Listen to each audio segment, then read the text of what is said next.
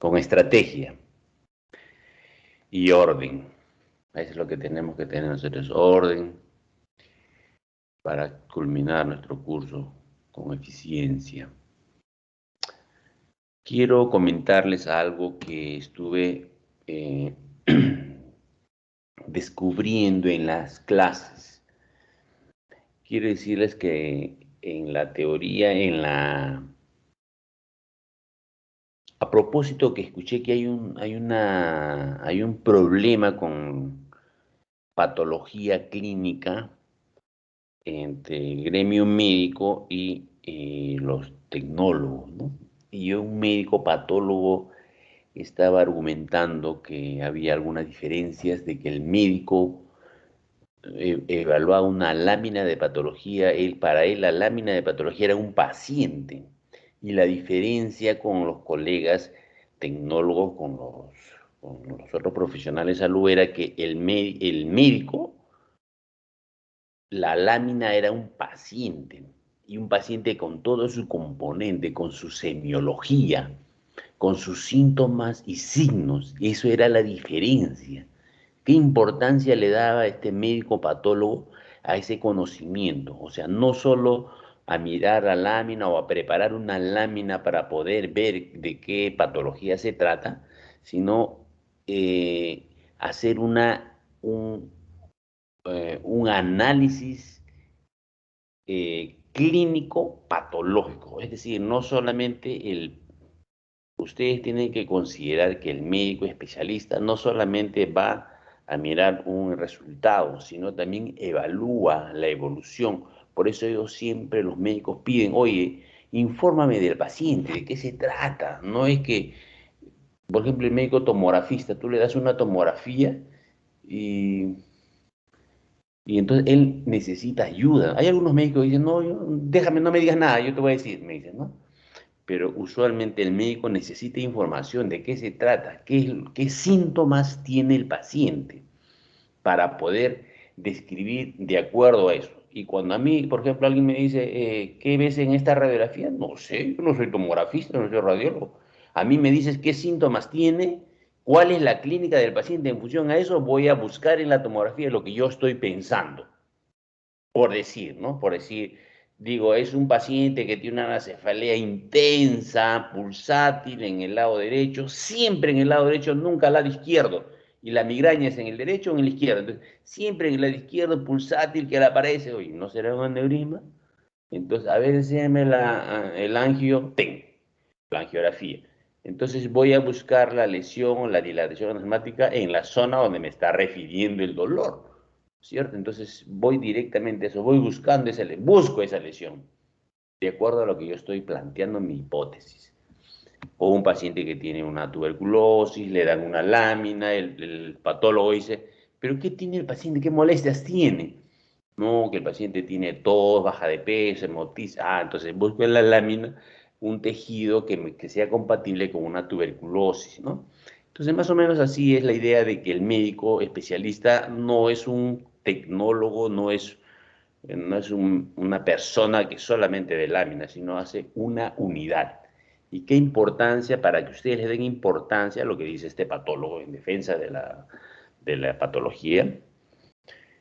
Que ustedes, nosotros como médicos, conocemos no solamente láminas, no solamente radiografías, sino tenemos que hacer una unidad clínica, síntomas y signos, que es la base del conocimiento.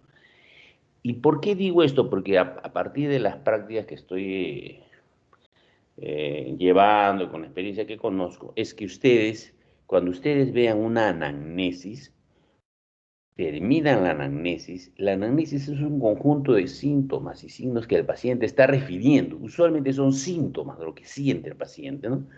Y cada síntoma es una premisa. En lógica, ustedes recordarán, en lógica las premisas son aquellas oraciones susceptibles de ser verdaderos o falsos. Por ejemplo, arriba el Perú. Ese no es una premisa, porque no es susceptible de ser verdadero o falso. Pero si yo digo 3 más 4 es 7, eso sí es una premisa, porque es una verdad. 3 más 4 es 7, sí es una verdad, ¿no? Entonces, hay que diferenciar lo que son premisas, son aquellas expresiones u oraciones que sean susceptibles de valorarlas como verdadero o falso. Y cuando un paciente me dice, doctor, tengo fiebre, doctor, tengo dolor, doctor, tengo prurito, etcétera, cada uno de esos son unas premisas y nosotros tenemos que descubrir que lo que dice el paciente sea una verdad. Puede decirme, doctor, tengo fiebre. Mi esposa siempre me tengo fiebre, me dice, fiebre. Y ustedes, Úrsula va a agarrar la historia, el paciente refiere fiebre y comienza a estudiar la fiebre. Pero ¿es verdad si tiene fiebre? Eso tenemos que tener en consideración. Ustedes son los investigadores. Cada historia clínica es una tesis. Entonces ustedes tienen que investigar y para colocar en la historia clínica, tiene fiebre, ustedes tienen que dar la certificación, ustedes son los notarios, ¿no? Fedatarios de que efectivamente el paciente sí tiene fiebre. ¿Y cómo se van a dar cuenta si tiene fiebre? Si no saben qué es la fiebre. O si saben, si tienen que saber. Entonces, para no hacer la larga, yo diría, ¿qué es fiebre? Entonces, fiebre.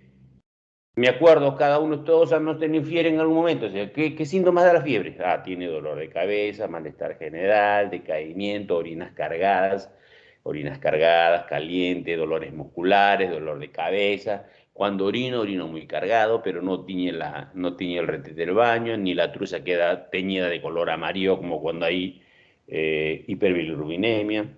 Si tomo paracetamol, demora en bajarme la fiebre, 2, 3 horas, 4 horas, pero si tomo antalgina me baja rápido y me hace sudar un montón. Entonces, si esas cosas me dicen, entonces, sí ha tenido fiebre, ¿no? Aunque a pesar, Pablo, que haya llegado a tu consultorio y en este momento no tiene fiebre, pero si te describe esos síntomas que ha tenido anoche, entonces tú dices, no, sí ha tenido fiebre, ¿no? Entonces, estudio la fiebre. Entonces, ustedes tienen que, en la anamnesis, tienen que certificar que lo que el paciente diga sea una verdad. Entonces, ustedes construirán sus diagnósticos en base a verdades. Y si son verdades, el edificio de diagnóstico no se va a caer, no va a ser, es sólido. Pero si usted dice de repente ha tenido fiebre, entonces tu diagnóstico también será de repente y eso está mal. Se caen. Está mal. Ustedes tienen que recoger una buena información. Ayer estuvimos revisando una historia clínica con una anamnesis pobre, difícil. A veces los médicos no recogen una buena información y eso es lo que no debe de ocurrir. Estamos en proceso de mejora, ¿no? Todos estamos mejorando ahora con las nuevas tecnologías, tenemos que tratar de hacer mejor las cosas y si no hay información, tenemos los teléfonos en las historias clínicas digitales, podemos llamar, emplear la anamnesis y no podemos estar poniendo en la historia que dice, no, el paciente quechohablante, no se puede, paciente, no se puede hacer la historia clínica porque no se puede conversar o justificar, no, ahora con la tecnología se llama por teléfono familiar más cercano y se amplía la anamnesia. Hay que tratar de que nuestras historias, ¿eso qué garantiza? Garantiza de que tengamos diagnósticos sólidos. ¿Para qué? Porque cuando el paciente tiene diagnóstico solo, su estancia hospitalaria, la estancia hospitalaria del paciente debe ser corta. Pero si entramos con diagnósticos y neutros, diagnósticos no contundentes, entonces el paciente va a estar más tiempo, va a ocupar más camas. Entonces, lo que si debe ocupar hasta 9 días, por ejemplo, un hospital de nivel 3 debe estar máximo 9 días, va a estar si hacemos malos diagnósticos, mal dirigido el plan de trabajo, va a estar 20 días, 30 días. ¿Y a quién le quita esas camas? A esos pacientes que están en la cola. Entonces, cuando los pacientes están haciendo cola, esperando camas en las sillas de rueda, en parte tenemos la culpa nosotros si no hacemos buenos diagnósticos. No es la parte más importante, la más importante son del sistema, ¿no?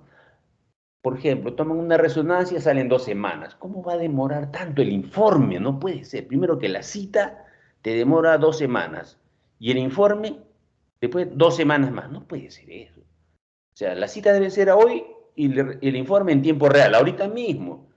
Entonces yo a Renzo, que es un tomografista, le digo, Renzo, te doy 20 resonancias, me las lees en 6 horas y punto. Y el informe en forma virtual.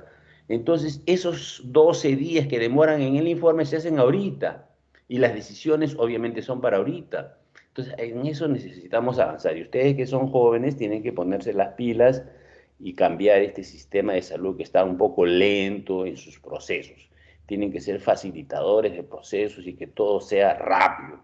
Y aquel que va a ser en patología, que está en patología, apenas haga la patología, tener un grupo de digitadores que apenas sale patología le envían al que ha solicitado. Aquí Javier Eduardo Asensio solicitó una patología, salió el resultado, ahí mismo envíalo, porque él, si baja a buscar el resultado de la patología, va a demorar 1 o 2 horas en buscar, pedir, oye, por favor, ese es el resultado, le hacen perder tiempo a él, le hacen perder tiempo al sistema. Cuando ahora tenemos el WhatsApp, tenemos correo, su WhatsApp no le envía a su doctor por si acaso su paciente tiene un cáncer. El resultado cáncer, o le mandan el informe de la tomografía, entonces él decide rápido, en forma virtual se recibe el informe y todo es para ahorita. Entonces eso va a cortar los procesos. Ustedes son jóvenes, ustedes tienen que romper con esos vicios del hospital que solamente trabaja de lunes a viernes y solo trabaja por las mañanas, porque las tardes ya no hay, van a ver ustedes cuando vayan. Consultas no, consultas por la mañana. Oye, una tomografía no, las citas son por la mañana. O sea, predominantemente se trabaja en la mañana, en los grandes hospitales, y de lunes a viernes. Sábado no se atiende. Domingo, peor. Sábado se da de alta poco, domingo no se da de alta domingo. O sea, en emergencia el día domingo entran 40 pacientes a hospitalizar y el hospital te da 3 camas. Entonces, el balance, obviamente, es un balance inestable, ¿no? Ese balance no es un balance adecuado. ¿Qué va a pasar con ese balance? Que se va a llenar la emergencia de cola. Por eso el balance en los sistemas, el balance tiene que ser equilibrado, ¿cierto? Entonces, cuando nosotros tomamos um, cuando nosotros como sistema humano tenemos ingestas de líquidos, lo que ingerimos igual debe de perderse. Si nosotros ingresamos 2.500, también se pierde 2.500 y tenemos que manejar ese balance. Todos los sistemas tienen un equilibrio. En el mundo, en el universo, hay un término que se llama entropía. Todo va al desorden. El sistema trata de desordenarse, pero nosotros tratamos de mantener un equilibrio. Mi esposa se para quejando ahora en virtual, se para quejando que la casa se para ensuciando. Sí, pues así es la entropía. Así es, el universo no es para que se ordene, para que se limpie. El universo todo es desorden, se va ensuciando, todo se ensucia. Así es la entropía. Y entonces tenemos que entender que cuando ingresa, todo lo que ingresa a nuestro sistema de agua, me refiero a líquidos, más o menos un promedio es de 2.500 y egresa 2.500. En agua de oxidación metabólica que ingresa del metabolismo del agua formado en mitocondria, es más o menos 300. En comida, 900. Hoy día seguro que en bebidas ha aumentado la ingesta de bebidas, ¿no? Por el triunfo de Perú. Bueno, más o menos un periodo de 1.500. Y se pierde a través de la vía digestiva, la vía respiratoria y la vía urinaria un promedio de 2.500. ¿No? Muy bien.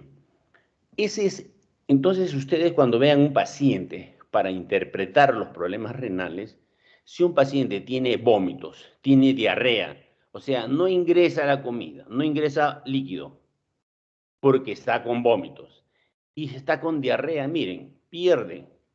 Lo que no ingresa diario 2.500. Un día que esté con vómitos no ingresa 2.500. Encima pierde. 2.500 son 5.000. O sea que un paciente que tiene diarrea no es cualquier paciente. Hay que tener mucho cuidado. Cuando ustedes vean un paciente en la práctica privada, en el SERONS, doctor, vengo que diarrea, así, nunca se olviden de preguntar, señor, ¿cómo está la orina? Parte de las funciones biológicas. Las funciones biológicas vienen al final de la anamnesis, ¿no? Es el famoso, a ver cómo es la mnemotécnica. Bueno, se pregunta por el sapo, por el famoso sapo. ¿Cómo está la sed? ¿Cómo está el apetito? ¿Cómo está la orina? ¿Cómo está la deposición? ¿Cómo está, si hay flujo vaginal? Son preguntas que si la anamnesis no te da diagnóstico, no te orienta nada, hace las funciones biológicas, sí. Por ejemplo, yo a veces me he dado cuenta, viene un paciente, doctor, ¿qué molestia tiene, señora? Tengo un malestar, me siento cansada. No tengo otra molestia. Madre. Entonces, ¿y cómo está su sed, señor? Uy, tengo mucha sed, doctor. ¿Y cómo está su apetito? Bueno, tenía bastante apetito, pero ya últimamente ya me bajó el apetito. Sed aumentado, apetito aumentado. ¿Y cómo está la orina, señor? Uy, orino un montón, me levanto en la noche cada rato, estoy orinando. Entonces, uy, se me viene a la mente, aflora mi mente. Digo, oye, ¿no será una diabetes mellitus? Polidicea, poliuria, polifactia. Entonces, miren, como la anamnesis no me da mucho, porque en decaimiento, de malestar es de muchas cosas, mucho denominador común tiene de varias cosas, pero, pero poliuria, polidicea, polifagia, la triple P, eso sí me orienta. Entonces, por eso las funciones biológicas es importante. No se olviden, es un truquito. Cuando no tienen el anamnesis, entonces enfóquese en las funciones biológicas, sed, apetito, orina, deposición, cómo está, porque son manifestaciones externas de lo que ocurre internamente. Ahora ya tenemos que analizar, pues si te dice la orina está bien cargada, María, tiene la truza de amarillo, entonces ya estoy pensando en bilirrubina y así me va orientando, ¿no? Y el otro es una pregunta bien importante también es el sueño. Hay patologías en cual el paciente viene con un análisis muy abigarrada, torpe, no te da nada, no piensas, no hay premisas contundentes para un diagnóstico y dices, oye, entonces acuérdate, no debe ser que un gran porcentaje de pacientes vienen por problemas conversivos, ¿no? O psicopatológicos. No va a ser que sea un problema de ansiedad, de estrés, se le adormece la mano, se le de la otra, las dos manos, cosas así inespecíficas que no te orientan bien. Entonces, preguntas tú por el sueño, ¿no? Por el sueño. El sueño o cómo está el sueño. Usualmente la mayoría de pacientes tienen insomnio. No, no puedo dormir. ¿Pero por qué no? ¿Desde cuándo no puede dormir? ¿Y por qué cree usted que tiene Entonces comienzan a llorar. Sí, doctor, que entonces el sueño. Entonces ahí comienzan a averiguar. Entonces se enfocan en un problema psicopatológico, ¿no? El sueño es uno. Otro es preguntar, cuando ustedes no encuentran una causa en la anamnesis, pueden preguntar, señor, disculpe, eh, dígame usted los tres problemas principales que tenga actualmente en su vida que no sean de su salud ahorita. Dígame tres problemas importantes, los más importantes. Entonces comienzan por el más importante y es el único que quizás te va a decir porque ya comienzan a hablar, a llorar y ahí está el problema. Entonces tú comienzas así, que mi hijo se fue con su enamorada y a partir de ahí estoy con mucho dolor de cabeza, no puedo dormir, no tengo ganas de nada, quisiera morirme. Entonces ya los síntomas vas enfocando en un cuadro depresivo, ¿no? O ansiedad, etcétera, etcétera. Son truquitos que nos sirve el análisis, pero el mensaje que yo les quiero dar, por qué me atreví a decirles esto? Es porque la anamnesis eh, es el motor o es el fundamento que va a permitir que ustedes planteen diagnósticos. Ustedes plantean diagnósticos en función a la anamnesis, y la anamnesis va a incluir todo lo que es para antecedentes y todo lo que refiere actualmente para poder sustentar su diagnóstico. Ustedes no pueden estar planteando diagnósticos que no vienen en razón a lo que el paciente está hablando, ¿no? A eso le llamamos planteamiento de hipótesis lógicas, ¿no? Hipótesis lógicas. O sea, puedo plantear un montón de diagnósticos, 20 diagnósticos, pero tiene que tener una lógica entre de lo que tiene de antecedente y lo que dice el paciente en la anamnesis, amarrarlo a las funciones biológicas y entonces plantear mi hipótesis, hipótesis explicativas del cuadro, que tengan una lógica. Y entonces, y seguimos. Y cuando hablamos de volumen hídrico, tenemos que saber que esto depende mucho de la superficie corporal, como mayor peso o mayor superficie corporal hay mayor agua, depende también de la edad. La edad y el agua son inversamente proporcionales. Los bebés tienen más líquido realmente, el viejo como yo tiene menos líquido. El sexo, la mujer tiene un poquito menos de agua por unidad de peso que el hombre. Dicen que tiene un poquito más de grasa. Una vez, no sé si fue de broma, pero una vez un bombero me dijo que las pacientes mujeres cuando se ahogan se desplazan más en el mar. No sé si será por la grasa pero da una explicación así, ¿no? En el metabolismo del agua tenemos que tener esto desde fisiología siempre nos han comunicado, ¿no? Que tenemos un 60% del líquido, del peso corporal, 60% para un paciente de 70 kilos hace más o menos de 42 litros. En el adulto masculino, en el adulto femenino 50%, anciano masculino 50%, anciana femenina 45%, obeso 50%. Ese es el agua corporal total. Esto de aquí a veces vienen en preguntas, ¿ah? No solamente de admisión, de residencia, sino en los exámenes internacionales. Esto, el agua corporal total viene a ser un 60%. ¿Ya? A veces te preguntan esto, ¿cuánto es el líquido intracelular? 40%. 40% que te hace en un paciente de 70 kilos, 28, o sea, 2.800, ¿no? Y en el líquido extracelular es el 20%, ¿ya? Del líquido extracelular lo dividen en dos puntos, que es el líquido intravascular, que viene a ser el 5%, y el intersticial, que viene a ser el 15%. La pregunta es, ¿cuánto es el volumen intersticial en un paciente de 70 kilos? El volumen intersticial viene a ser entonces el 15% de 70, que viene a ser más o menos 10.5. Esto solamente hay que acordarse los porcentajes, ¿no? Los porcentajes, y es frecuente en preguntas, así que acuérdense siempre los porcentajes. Es una cuestión fácil, teórica, de poder calcular los volúmenes de líquido. Es cuestión de acuerdo en los porcentajes, ¿no? 60, 20, 40, 15, 5.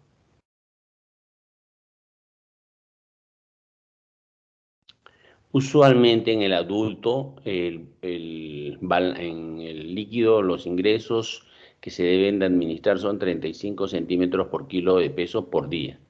35 centímetros por kilo de peso te hacen un volumen de más o menos 2.450, más o menos 2.500, ¿no?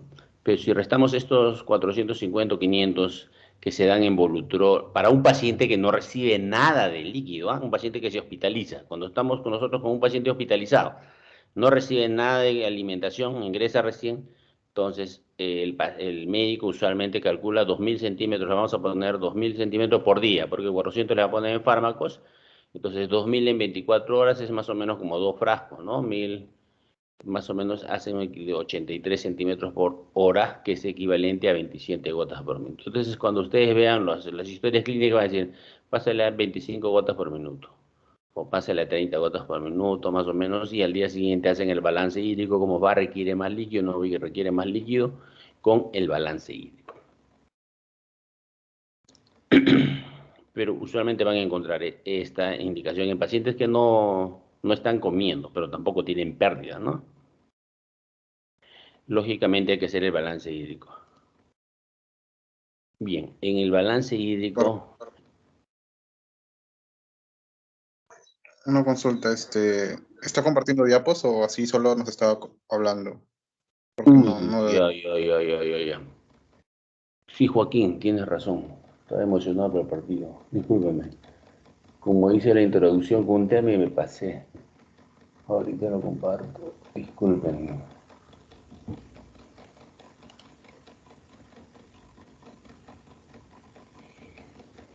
Creo que sí.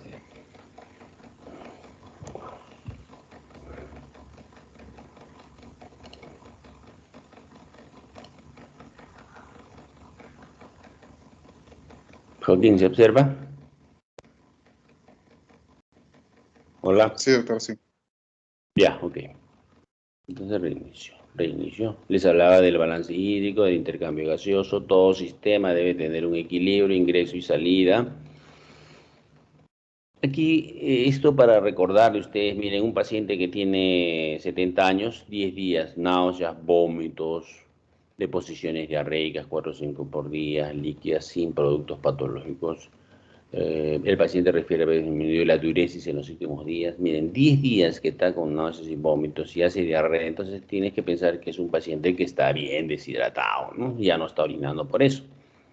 Y Y claro, porque debe ingresar 2.500 por día y está perdiendo además. Entonces, este paciente tiene obviamente derecho a hacer una falla renal aguda. Y su médico serumista le da suprimperan y diuréticos para que orine en un paciente que está totalmente deshidratado. Eso obviamente no va a ocurrir con ustedes, ¿no? Si un paciente está seco, lo primero que tenemos que es hidratarlo, ¿no? Hidratarlo. Entonces, antes de pedir agua, tenemos que llenar el tanque de agua, ¿no? Y encima este paciente recibía YECA, era un diabético, recibía AINES, todo aquello que genera más daño renal. Entonces, un paciente que tiene diarrea usualmente hacen falla prerrenal, pero no se olviden de que al ver si tiene antecedentes de estos patológicos, le interesa, oye, me interesa saber cómo está la orina, oye, ¿tiene proteinuria? La proteinuria es al nefrólogo como el electrocardiograma es al cardiólogo. Yo digo, su riñón está fallando o quiero ver cómo está su proteinuria. De acuerdo al grado de proteinuria, este riñón ya está medio falladito. Este dolor tiene dolor torácico, quiero ver su electrocardiograma, cómo está. No hay cambios o no hay cambios, más o menos es la idea, para que ustedes vean. Y obviamente, si un paciente tiene pérdidas de líquido tantos días y si el paciente tiene uso de medicamentos nefrotóxicos, puedo pensar que el paciente no solamente va a ser una falla prerrenal, sino también una falla renal. Entonces, para eso me interesa ver el examen de orina, si hay cilindros, si hay proteínas, ¿no? Pero el hecho de que haya proteinuria no significa que está mal el urétero, la vejiga, ¿no? Tiene que estar el glomérulo, porque a nivel glomerular es donde se filtra. Y los filtros son la membrana, primeramente, el endotelio, la membrana y el podocito, ¿no? El podocito es el plan B, digamos, ¿no? Si primero salen proteínas, está mal ya el endotelio o la membrana basal. Pero si pierden proteínas a altas dosis, digo, oh, no, ya está el podocito, porque el podocito es el segundo recurso de protección. Entonces ya está fallando en los podocitos. Entonces, de acuerdo a las pérdidas de proteínas, cilindros, más o menos puedo decir, oye, este paciente puede ser que tenga, no, ya no es prerrenal, sino también es renal. ¿Y por qué? Porque tanto está chocado, tanta isquemia, que hacen una necrosis tubular aguda.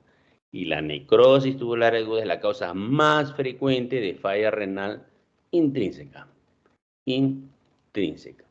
Y aquí les hablaba del intercambio gaseoso. Ingresa 2.500, pierde 2.500.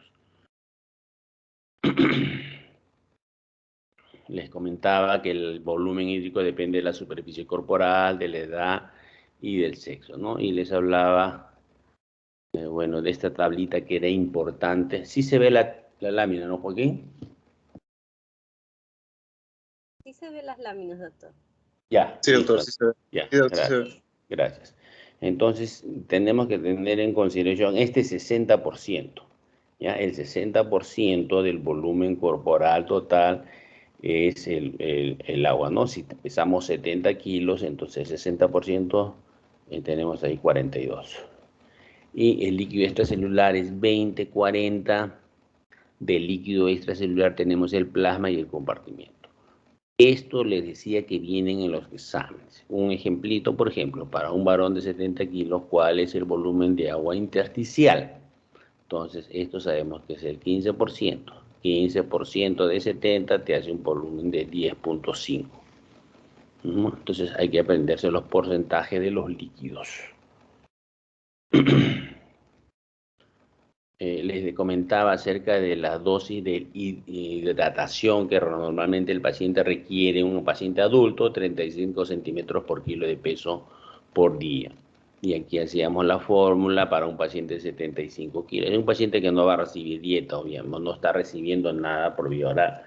35 centímetros cúbicos, el kilo de peso 70 por 35, más o menos requiere un volumen de 2.450. Si estos 450 los le retiramos porque está disminuyendo en fármacos, soluciones, entonces quedamos con 2.000 para darle en 24 horas. Esto te hace más o menos 27 a 30 gotas por minuto, que es lo que usualmente dan a los pacientes cuando no reciben alimentación, ¿no? Pero si ya reciben alimentación, entonces hay que hacer el balance hídrico, cuánto está recibiendo por vía oral y ir restando, ¿no? Eso ya es parte del balance hídrico. Cuando hacemos el balance hídrico, tienen ustedes que tener en cuenta. Ustedes, imagínense, se toman un chifita, van a comerse un chifita y les da sed. ¿Por qué les da sed? Porque hay un cambio en la osmolaridad.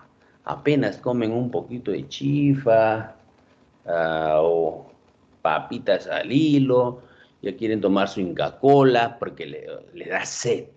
Entonces ustedes se darán cuenta en la práctica, quien nos hace darse, el primero que hace cambiar o activa los mecanismos de sed es el cambio de osmolaridad. Porque también una hemorragia digestiva masiva también da sed. Pero mire, el paciente puede estar incluso sofocado y todavía no te da tanta sed, a diferencia de la osmolaridad. Tú comes algo muy hipertónico y ya te da sed inmediatamente. Entonces, si te da sed, comienzas a activar todos los mecanismos de retención de líquidos o ingresa de líquidos, ¿no? O sea, a nivel renal o ingesta de líquidos, se activa.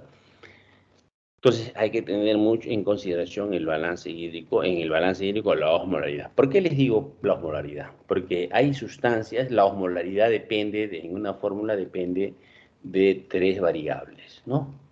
A ver, vamos a hacer, si no sé si se acuerda, Cristina. Cristina, ¿de qué variables depende la osmolaridad?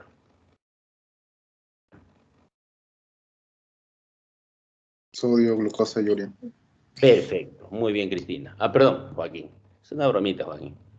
Entonces la osmolaridad depende de la glucosa, de la urea y la creatinina. Entonces, si la glucosa se eleva como en la diabetes mellitus, o si la urea se eleva como en el paciente con falla renal aguda o falla renal crónica, um, y si el sodio se incrementa o hay una pérdida de líquido solamente y tenemos sodio alto o comemos mucha sal, papitas, saladas, entonces eso va a generar cambios en la osmolaridad, va a generar una osmolaridad alta. Y eso genera una gradiente de líquido, jala líquido.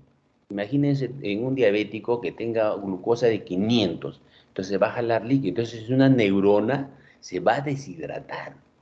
Entonces el paciente va a tener manifestaciones neurológicas sin tener una patología neurológica intrínseca realmente, sino es externo, no es la glucosa alta la que está jalando líquido y está dando. Entonces el paciente tiene manifestaciones neurológicas por una diabetes hiperosmolar, incluso la cetoacidosis diabética descompensada.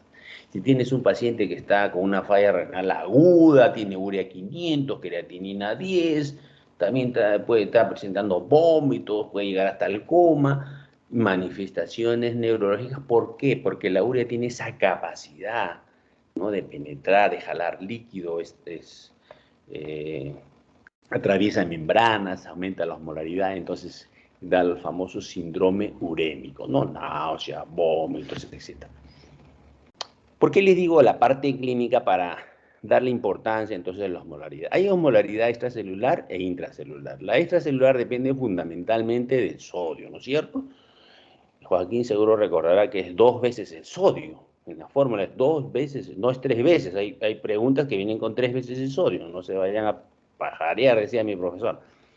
Entonces el doble del sodio es la osmolaridad. Ya la osmolaridad. Aumenta la sal, puede incrementar el sodio. ¿Y de qué depende entonces la osmolaridad extracelular? Del sodio. La intracelular del potasio. Miren, el potasio en el extracelular está en 4 y en el intracelular en 140. Como una membrana está al borde de la vida, al borde de la muerte, ¿no? 4 afuera y 140 adentro. Si se invierte, el paciente se muere inmediatamente, ¿no? Esto ocurre, por ejemplo, en los pacientes que se cae un edificio y quedan atrapados, ¿no? Atrapados medio cuerpo, o todo el cuerpo, atrapados, y no hay circulación adecuada, lo van a rescatar, sacan la tierra o sacan los fierros en un carro atrapado, la pierna atrapada, le sacan todo y ¡pruc!, el paciente se muere. ¿Por qué? Porque como ha habido trauma en pacientes con traumas severos, entonces hay liberación de potasio. Entonces liberan ese miembro que está atrapado y ¡pum!, hay una liberación de potasio y el paciente se muere. Entonces, en esos casos tienen cuidado ya los que hacen rescate, les ponen bicarbonato o van liberando lentamente la zona que está atrapada para evitar que haya esta liberación de potasio, ¿no? Por esta membranita podemos morir rapiditamente si hay ese intercambio brusco o cuando hay trauma, sobre todo, crash, le llaman. Les hablaba algo de osmorreceptores. ¿Qué son los osmorreceptores? ¿Ya? Estos osmorreceptores van a detectar la osmolaridad por dos mecanismos. Uno, por deformación mecánica celular, les refería. Si yo tengo que un sodio muy alto en el extracelular, me va a jalar agua, entonces la célula va a disminuir el tamaño, se deshidrata. Entonces ese cambio de volumen va a hacer, esa deformación mecánica celular va a actuar como osmorreceptor. Y a nivel químico es sensible a la sal en el líquido extracelular. ¿Y para qué sirve esto? Para regular el balance hídrico, ¿no? El organismo regula su osmolaridad modificando el balance hídrico. Ingreso de agua, egreso de agua. Así es. Entonces, ¿quién nos da sed? Sed. Estos hemorreceptores actúan a nivel de hipotálamo, quienes son altamente sensibles a los cambios de osmolaridad y menos sensibles a los cambios de presión arterial. Son más sensibles a los cambios de osmolaridad y activan la sed a nivel hipotalámico y la liberación de hormona antidiurética para jalar más líquido a nivel renal, ¿no? Para retener líquido, para evitar las pérdidas de líquidos. Entonces, la hormona antidiurética va a formar la formación de canales de agua o acuoporinas a nivel tubular, favoreciendo el ingreso de agua. Esa es la idea. Entonces, aumento de la osmolaridad, actúan los osmorreceptores, activan el sistema ZADH. Entonces, ¿qué es? Si hablamos de osmolaridad, entonces tenemos que tratar de entender qué es ósmosis, ¿no? Ósmosis. Ósmosis viene a ser, en el ósmosis hay electrolitos o hay solutos y hay agua. El agua es aquel solvente que se distribuye entre las membranas, pasa de un lado a otro independientemente, en forma pasiva, dependiente de la concentración de solutos. Más bien los solutos no se intercambian o requieren energía en todo caso para intercambiarse, pero esta membrana es selectivamente permeable, impermeable a los solutos y no permite que pasen los solutos. Miren, aquí hay más solutos rojos y aquí hay menos, y el agua tiende a pasar a la zona de gradiente. La gradiente de gradación, la gradiente o la diferencia de solutos permite el paso del agua. Ya, esta es la explicación en la ósmosis, ¿no? Para eso tiene que haber una membrana, obviamente, que sea relativamente impermeable al soluto. Dicho esto, en el extracelular, bueno, estamos repitiendo ya, lo más frecuente es el sodio y en el intracelular es el potasio. Tienen ustedes las concentraciones aquí que las tienen que recordar, ¿ya? No hay que olvidarse de eso. Y aquí tenemos la fórmula de la osmolaridad que Joaquín nos hizo acordar que entran tres variables: sodio, urea, glucosa. Sodio multiplicado por 2, patito. Urea dividido entre 6. 6 por 3, 18. La glucosa dividida entre 18. Estos datos, estas tres variables nos van a calcular, nos van a determinar la osmolaridad. Entonces hay que calcular, cuando tenemos un caso clínico, ustedes calculen su osmolaridad, porque eso les va a determinar la osmolaridad urinaria, la osmolaridad sérica, para determinar si las insuficiencias renales son prerrenales o intrínsecas, ¿no? Ya no se olviden calcular, ahí tienen la fórmula, es una cosa sencilla, tener sodio, urea y glucosa sérica.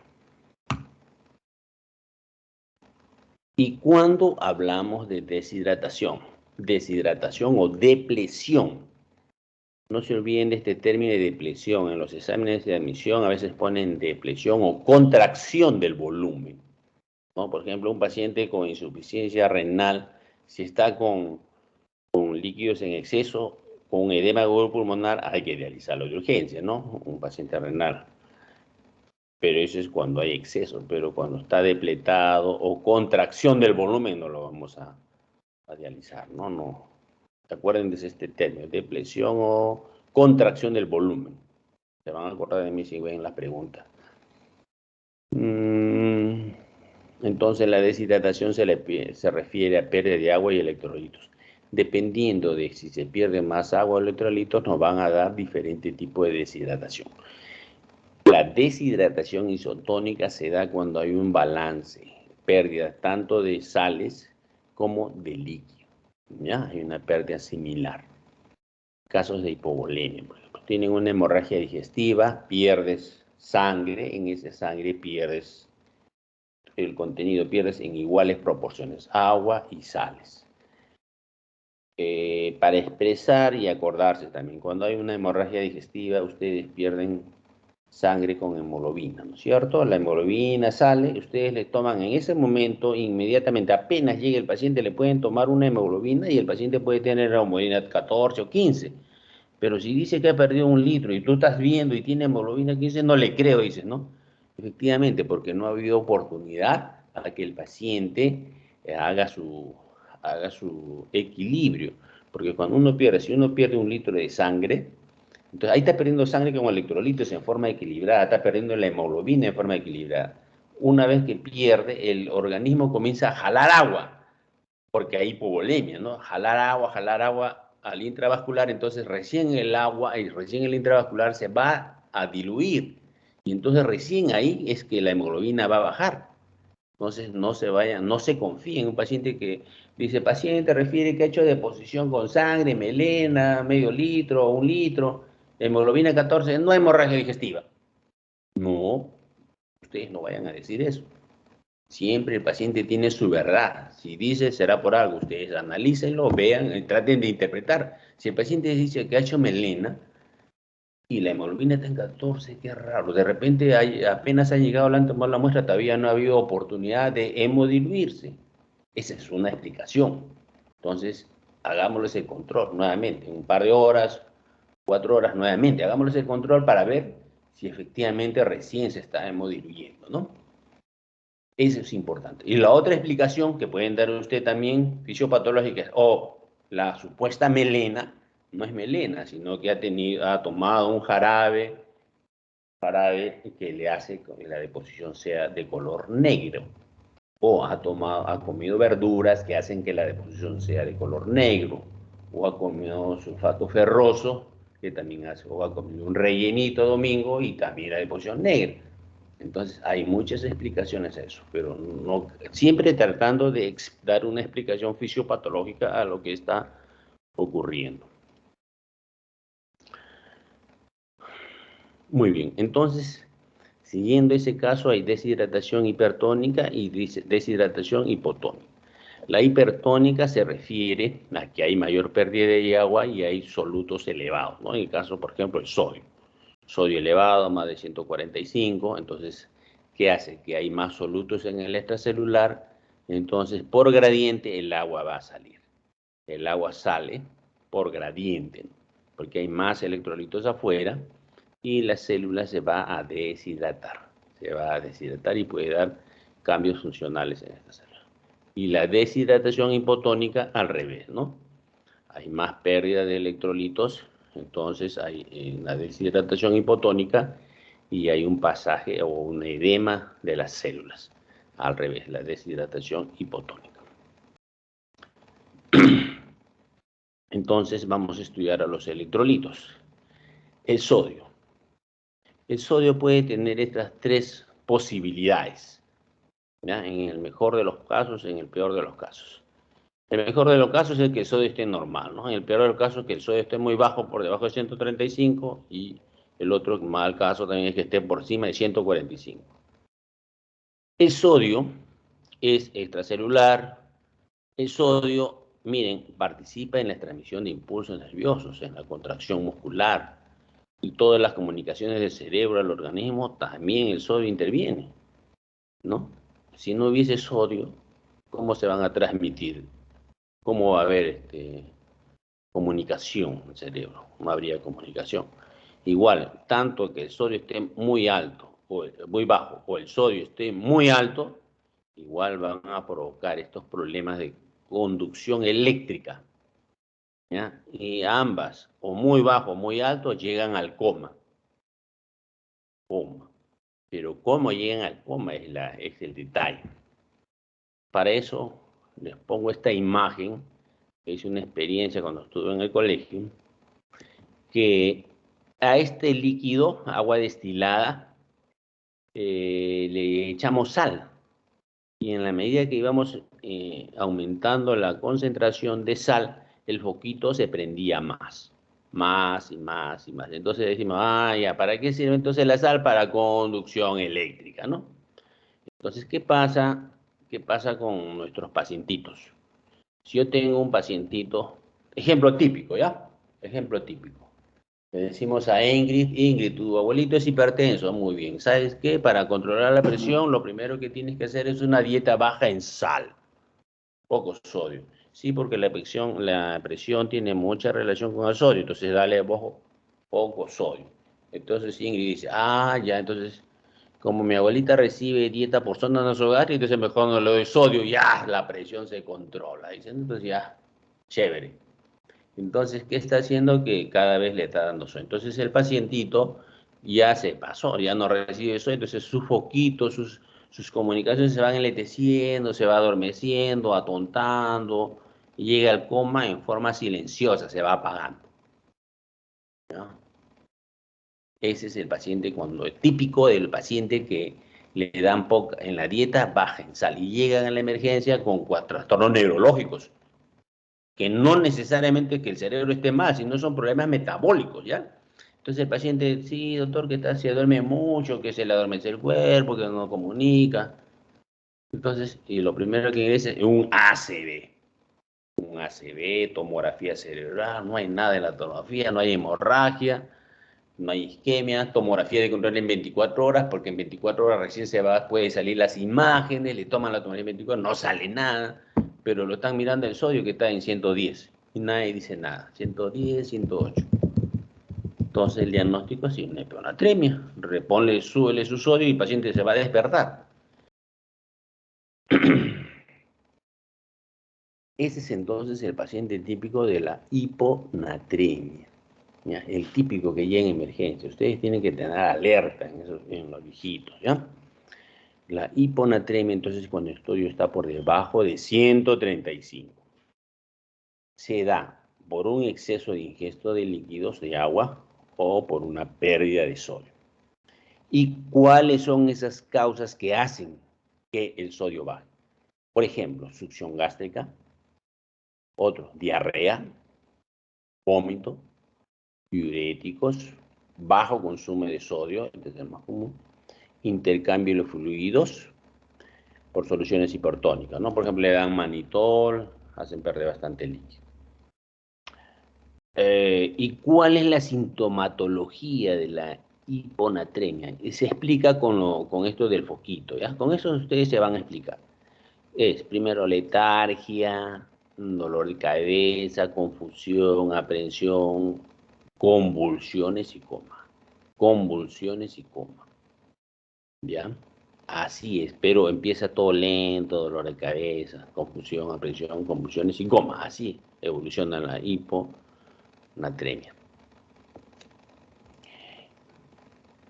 Y en cambio, la hipernatremia se da porque hay disminución de ingesta de agua o un aumento de consumo de sodio.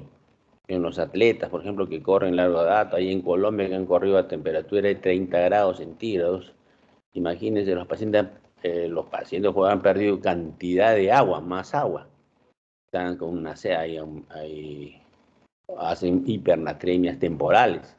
Se agotan, se cansan, algunos llegan al vómito, ¿no? Sed intensa, se irritan. Ustedes han visto ahí se cansan. Han visto cuando estaban dando gracias a la barra que llegó, algunos estaban todos sentados, ya irritados, molestos, cansados, ¿no?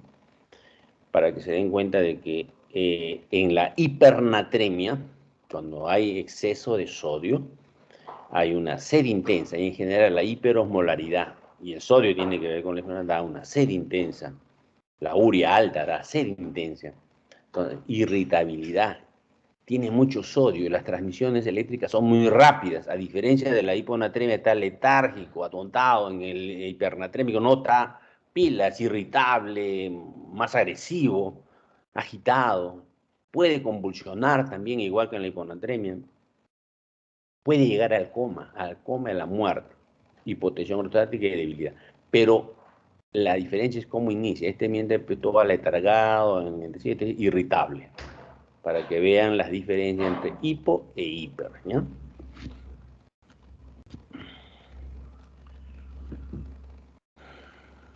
Doctor, disculpe una pregunta. Cuando se refiere a succión gástrica, ¿es el lavado gástrico?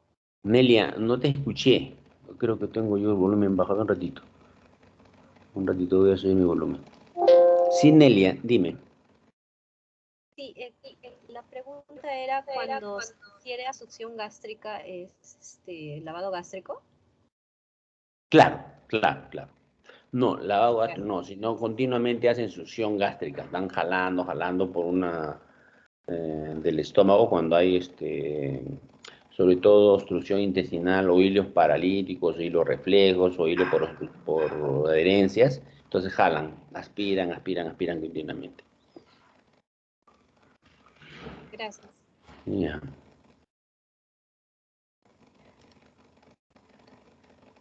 Otra vez la osmolaridad.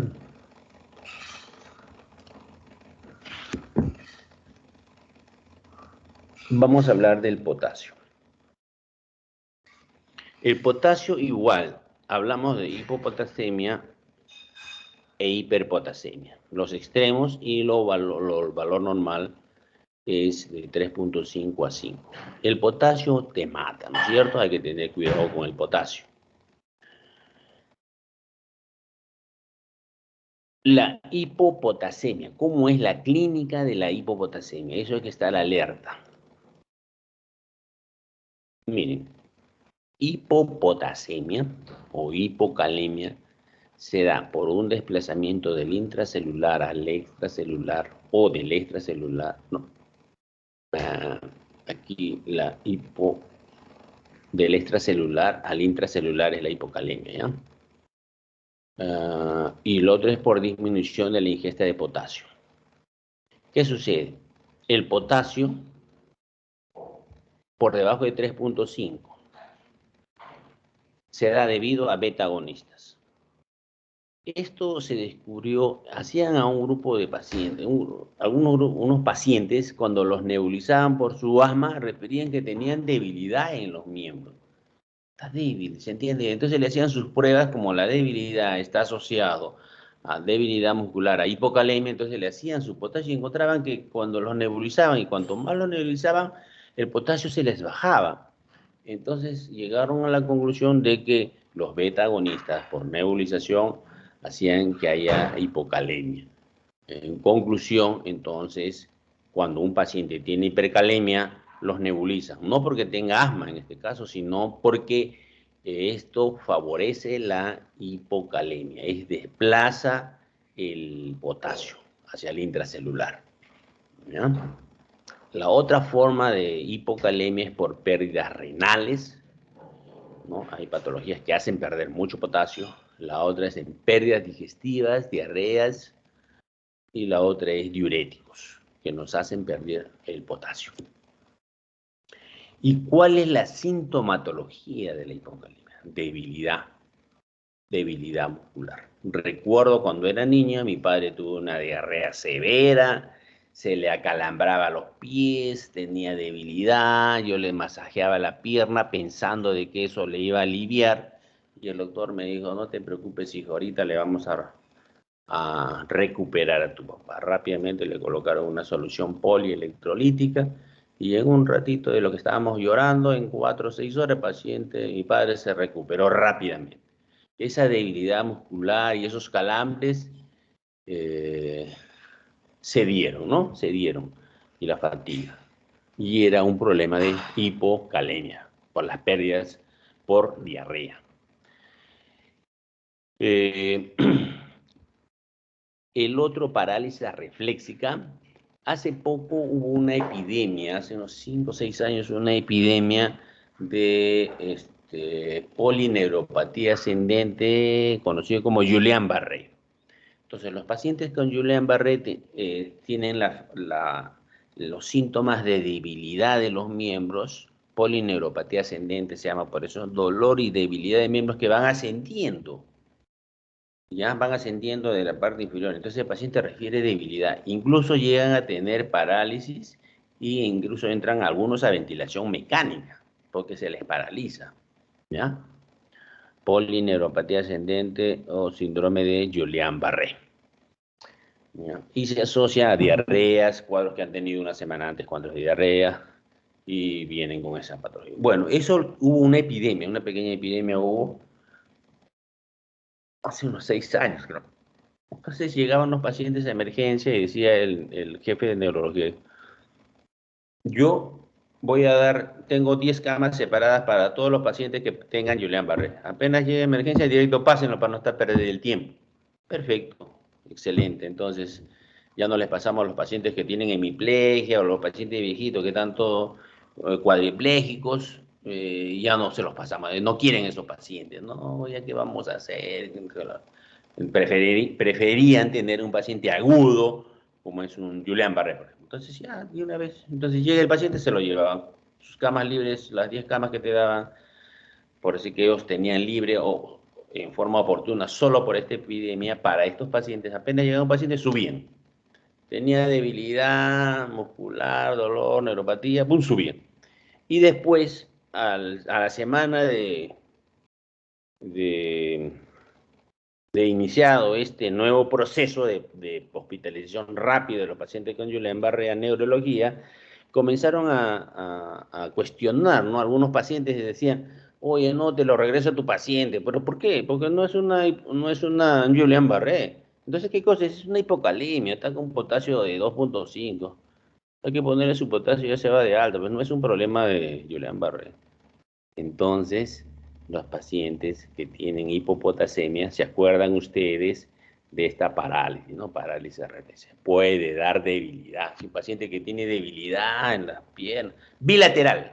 Ojo, el potasio no se le paraliza solamente en la pierna derecha o pierna izquierda. Tiene que ser bilateral. Parece un conversivo, ¿no? Porque tú dices un paciente conversivo, doctor, se me paralizan las dos manos. Entonces tú dices, ¿qué? ¿Cómo va a ser las dos manos? O sea que tiene lesión en el cerebro derecho y en el cerebro izquierdo. No, está loca, dice, está Coca-Cola o supratentorial. No le creo, es conversiva, porque hacen un análisis anatómico. Pero sí, ¿no? O es el hemisferio derecho o es el hemisferio izquierdo el que está comprometido. Entonces las parálisis objetivas, reales, tienen que ser o del derecho o del izquierdo, no pueden ser de los dos, ¿no? Entonces, porque si fueran de los dos cerebros tan mal, estaría el paciente muy grave. Que haya sangrado en los dos cerebros, que haya isquemia en los dos cerebros, que haya aneurisma en los dos cerebros, que haya un tumor en los dos cerebros, para que dé esa sintomatología. Entonces, cuando hay en los dos lados, entonces puedes sospechar de un problema metabólico y eso fácilmente podrías interpretarlo como una hipocalemia.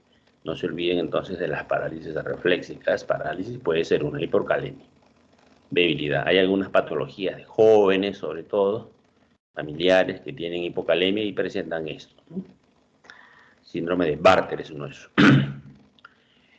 También hubo una epidemia de cólera en el año del 89-90, cólera, ¿ya? Una epidemia de cólera. El paciente, parecido así al COVID, hacía una cosa increíble, todos tenían miedo, no sabíamos cuál era la causa, y era solo lavado de manos también, la misma cosa, ¿no? Que se transmitía a través de las manos ingerías. Entonces, alimentos no lavados, igual. Entonces, cólera. Incluso construyeron unas camas con un orificio en la región, para la región anal, porque hacían deposiciones, cada deposición era 1 litro, 2 litros, era abundante la deposición en lado de arroz.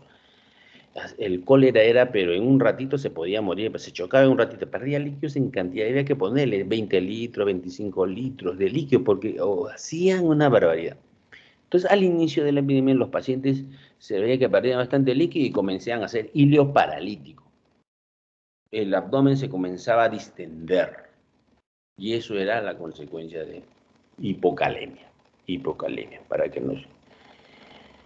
Bueno, y la hipocalemia te da insuficiencia respiratoria por la misma debilidad muscular, ¿no? Porque el principal músculo respiratorio es el diafragma. Si el diafragma, si hay hipocalemia y el diafragma necesita potasio y no trabaja, hace insuficiencia respiratoria, ¿no? A ese extremo puede llegar.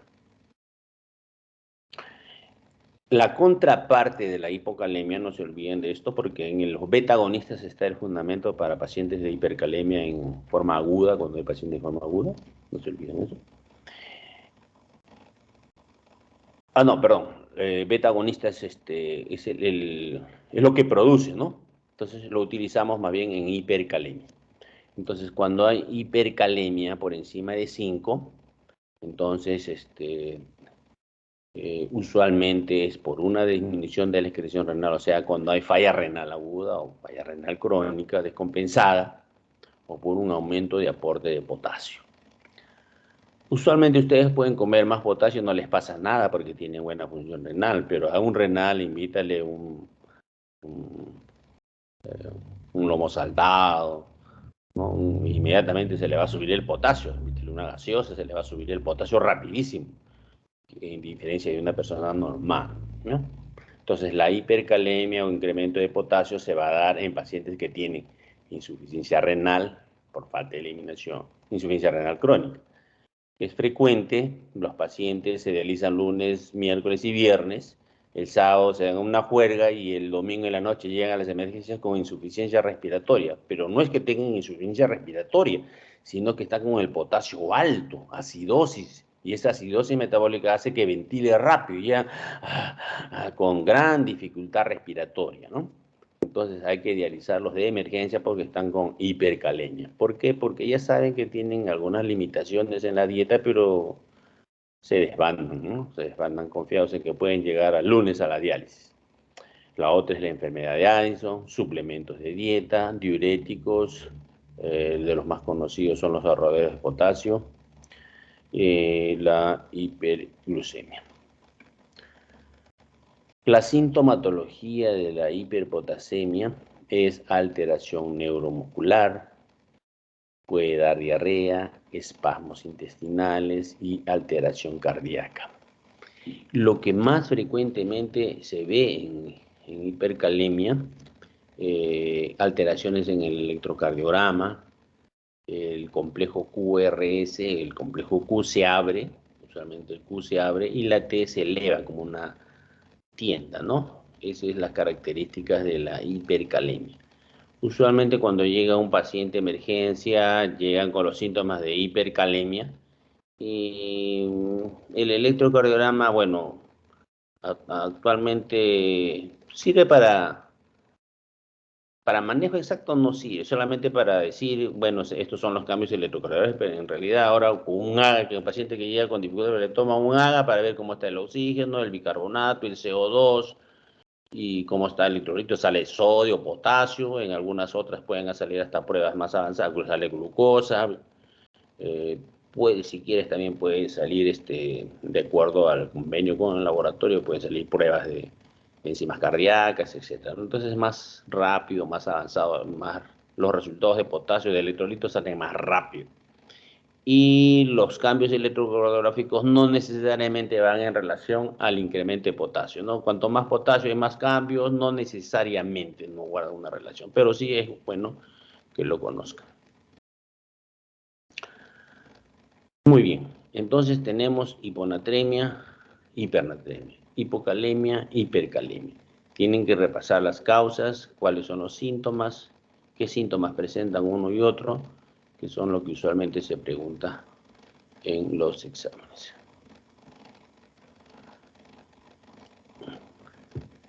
El otro tema que tenemos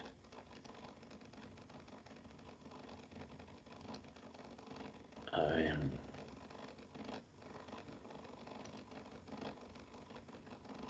creo que es este.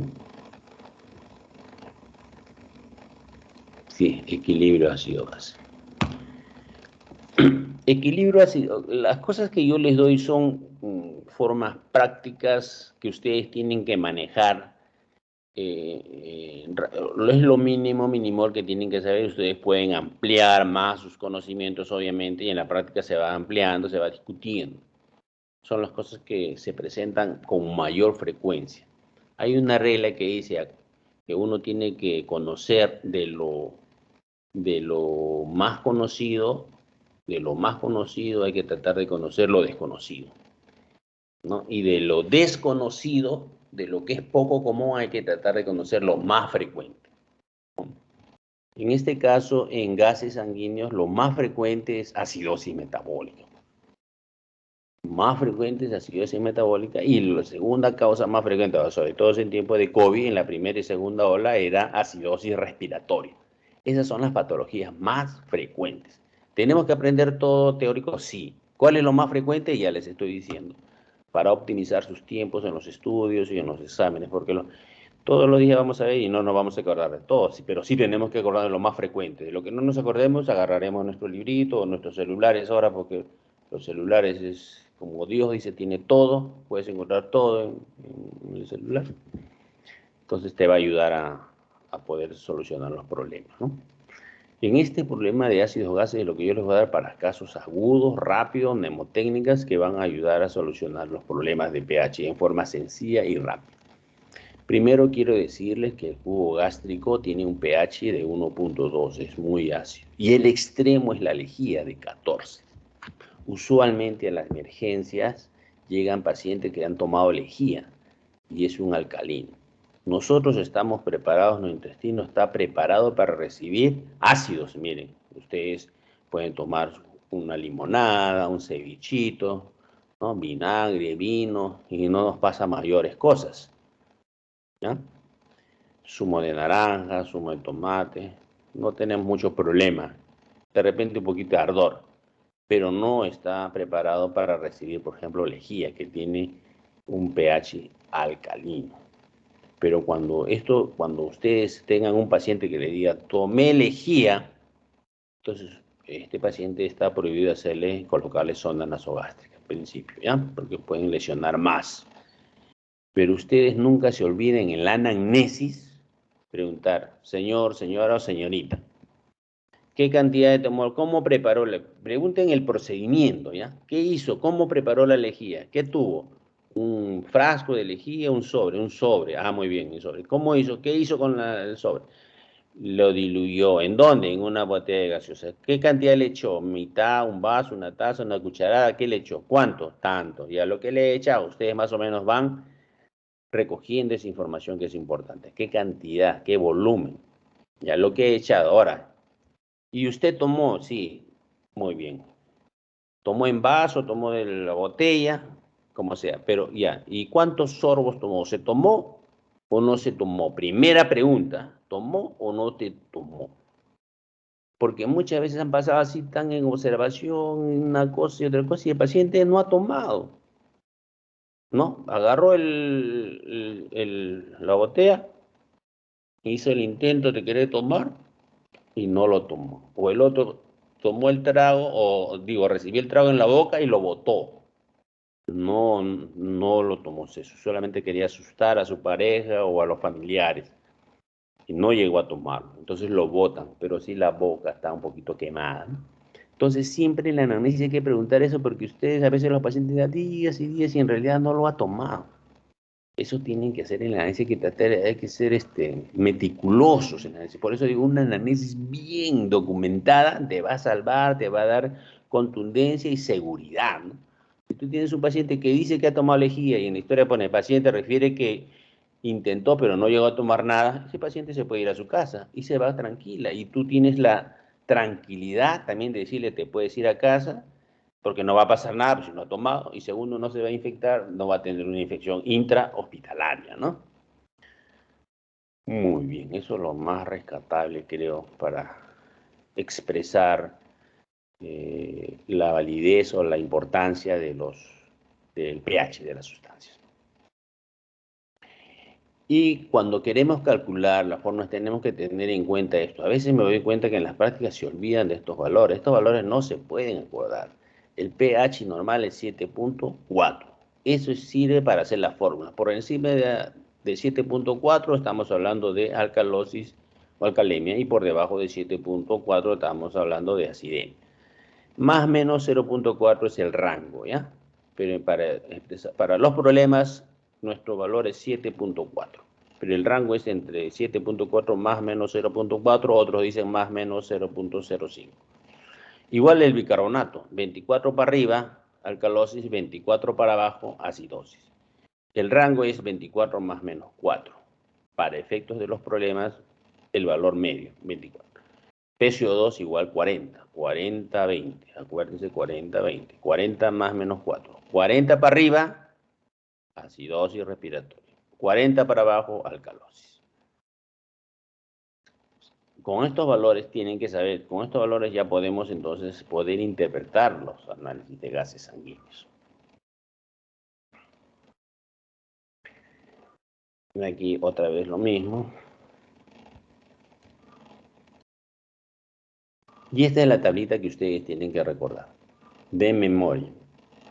¿Ya? Un esfuerzo porque aquí está toda la interpretación. Para ser fácil, ¿qué es lo que medimos en el trastorno de equilibrios ácido-base? ¿Qué es lo que vamos a mirar? Estas tres variables, pH, PCO2, bicarbonato. El oxígeno no nos interesa para efecto de este trastorno de equilibrio base. Nos interesa el pH, PCO2 y el bicarbonato. Y recordar dos cosas, que tenemos problemas metabólicos y tenemos problemas respiratorios. Cuando los problemas son metabólicos, las flechitas están en el mismo sentido. Cuando los problemas son metabólicos, las flechitas son en el mismo sentido. Si van para abajo, como el caso del pH, el PCO2 y el bicarbonato, será acidosis metabólica, el más común. Si es que va para arriba, será alcalosis metabólica. Y miren, las flechitas siempre en el mismo sentido. ¿A qué me refiero las flechitas? Al valor normal, que estén todos para abajo, pH por debajo de 100.4, bicarbonato por debajo de 24 y PCO2 por debajo de 40. A eso me refiero que las flechitas están para abajo o al revés en la alcalosis metabólica respectivamente. Y en el caso de respiratorio es al revés. Respiratorio están opuestos. El pH para abajo y el PCO2 para arriba. Y bicarbonato para arriba. O el pH para arriba y el PCO2 y el bicarbonato para abajo. Basta que analicen uno o dos, el PCO2 o el bicarbonato. Pero contrastarlo con el pH. Cuando son opuestos, entonces es respiratorio. Si ustedes se logran memorizar esto, se va a hacer fácil. Mejor aún, para recordarme, pongo una mnemotécnica de Miro. Miro. Metabólico igual, es la mnemotécnica, y respiratorio opuesto. Miro. Yo miro a Stephanie, que se ha salido de la clase. Stephanie, ¿estás ahí? Sí, doctora, que estoy presente. Ah, ya. Entonces he mirado mal. Estoy molestando. Miro es la mnemotécnica, por favor, Stephanie. Miro metabólico igual y respiratorio opuesto. Esto nos va a servir a hacer los cálculos. Ya, después lo otro es teoría y esta es la fórmula. Existen varias fórmulas para calcular los problemas de acidosis metabólica, de pH. ¿Ya? Existen varias, pero esta es la más resumida y evitamos estar haciendo un montón de cálculos. Esta es la que nos va a permitir solucionar rápidamente. Cuando es metabólico hay dos fórmulas y cuando es respiratorio hay una sola fórmula. ¿Ya? Cuando es respiratorio hay una sola fórmula y cuando es metabólico hay dos fórmulas. Este problema de aquí no les voy a decir porque se van a confundir todavía. Y vamos a empezar con este problema. Atento, Joaquín. Tú vas a hacernos la primera. Voy a colocar esta fórmula en el chat para que lo tengan a la hora de calcular.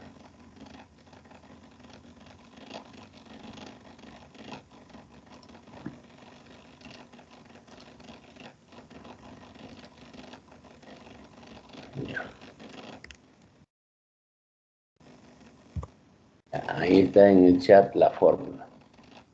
¿Ya? Joaquín, entonces entramos a este primer problema. Esta es la fórmula que está ahí en el chat, ¿ya? Este primer, Joaquín, dime, el pH, el PCO2 y el bicarbonato, ¿cómo están las flechitas? El pH está disminuido. Para abajo. Ajá, el PCO2 está aumentado para arriba Igual y que el bicarbonato actual. y el carbonato. El estándar no ya. Entonces, ¿este es un problema metabólico o respiratorio? Respiratorio. Perfecto, respiratorio opuesto, no están opuestos. Muy bien, y entonces esto es una acidosis, ¿no es cierto? ¿O alcalosis? Una acidosis respiratoria. Acidosis respiratoria. Si ya calculé que es acidosis respiratoria, entonces me interesa ahora calcular el problema metabólico, si está compensado o no está compensado. Entonces el bicarbonato, ¿cuánto debería tener de bicarbonato? Su PCO2 es 60. Entonces aquí está. ¿Cuánto sería el Sí. bicarbonato que debería tener?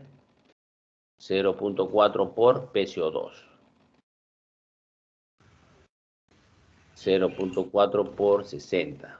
4 por 6, 24. Más 8. Más menos 2, ¿no? ¿Cuánto es? 24 más De 8, 30, 32. de 30 a Sí, 34. 30, 34 debería tener su bicarbonato, ¿no? 30, 24. Pero está más bajo, ¿no? 28. Sí, doctor. ¿Sabes Entonces, cómo? ¿cuál sería el trastorno secundario? ¿Acidosis o alcalosis metabólica? Una acidosis metabólica. Claro, No está como- claro. Está abajo, ¿no es cierto? Entonces, ahora sí, muy bien, Joaquín. El trastorno primario es una... Una acidosis respiratoria. Perfecto. ¿Y el trastorno secundario es una? Acidosis metabólica. Perfecto. ¿Está compensada o descompensada? ¿Quién te da ese valor o ese carácter de decir compensado o descompensado? Que el pH. Si el pH está dentro del rango normal, decimos está compensado. Si el pH está fuera del rango normal, está descompensado. Punto. Así es. Muy bien, Joaquín. Te felicito. Excelente. Ahora, Adrianita, a ver. Una pregunta, doctor, rápido. ¿Qué significa bicarbonato STD? Estándar, bajo condiciones Ah, normales. Sí, ya. sí. A ver, Adriana, Miluska, ¿estás presente? Adrianita, Adriana, ¿está mirando la novela? ¿O está viendo Yo Soy? Renzo,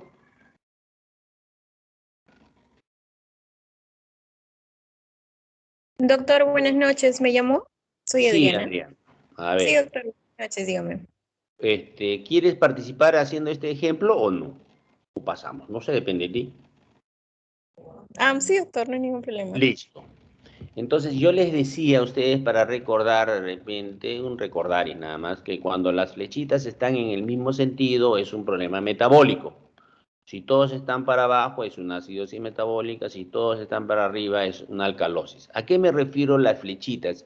A que el pH, a que el pH esté o bien para abajo todas, el pH, el bicarbonato de PCO2, o todas para arriba, de los valores normales, ¿no?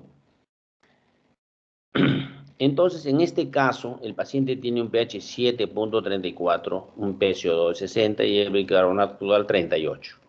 Entonces, dime, ¿cómo están las flechitas en este caso? Para ver si es un problema metabólico o respiratorio. El pH, ¿la flechita está para abajo o está para arriba, Adriana? Está para abajo, doctor. Perfecto. ¿Y el PCO2? El PCO2 está en 60. Estaría aumentado. Estaría para arriba. Entonces son opuestos, ¿no es Ujú. cierto? Entonces es un problema respiratorio. Decía la mnemotécnica, miro, metabólico igual, flechita para arriba o para abajo. Respiratorio opuesto.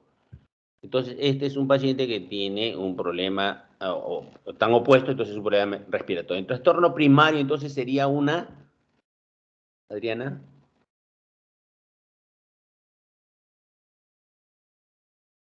Sería una acidosis respiratoria, doctor. perfecto, una acidosis con A de Adriana. Muy bien, acidosis respiratoria. Y el trastorno secundario tenemos que calcular el metabólico, ¿no? Es decir, el bicarbonato está es el adecuado. ¿Cuánto sería su bicarbonato? ¿Cuánto debería ser su bicarbonato? Aplico la fórmula. Ahí lo tienes en el chat o te lo pongo aquí. Para el respiratorio es 0.4 por PCO2 más 8 más menos 2. Tenía de PCO2 60, ¿no? Entonces, 60 por 0.4 es 4 por 6, 24. Más 8. 32. Más menos 2.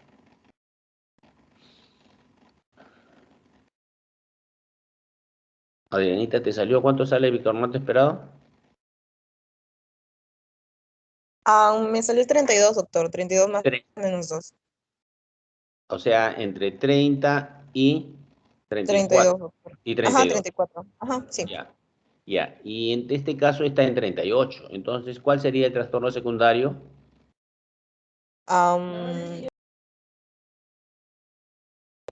Sería una acidosis metabólica.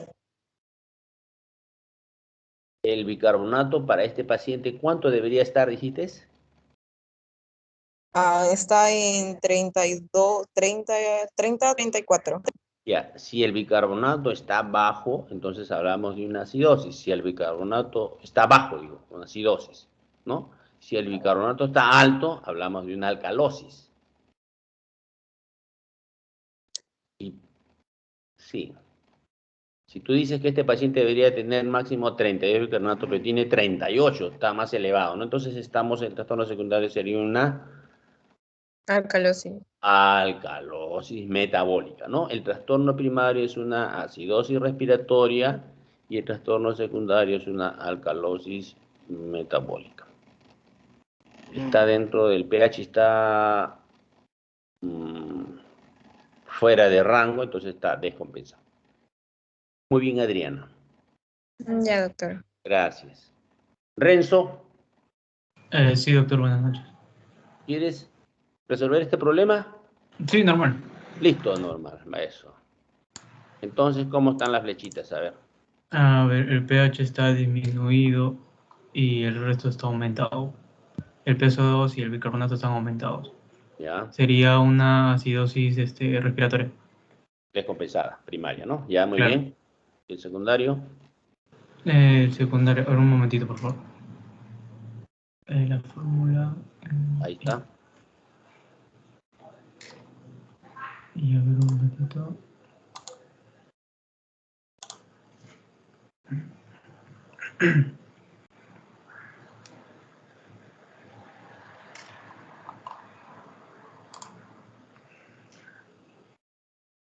Me sale 23.2 más menos 2.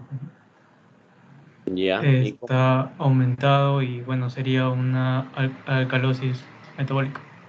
Perfecto. Entonces, dilo de nuevo, nombre, apellido completo.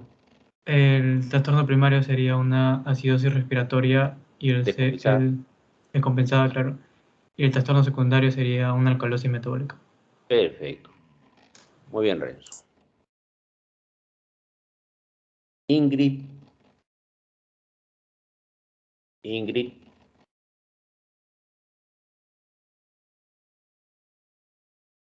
Sí, doctor, buenas noches. Hola, Ingrid, buenas noches.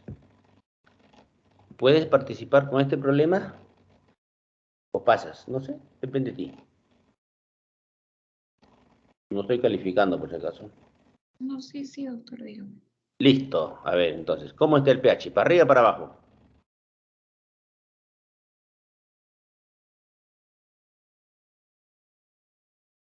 En cuanto al pH, bueno,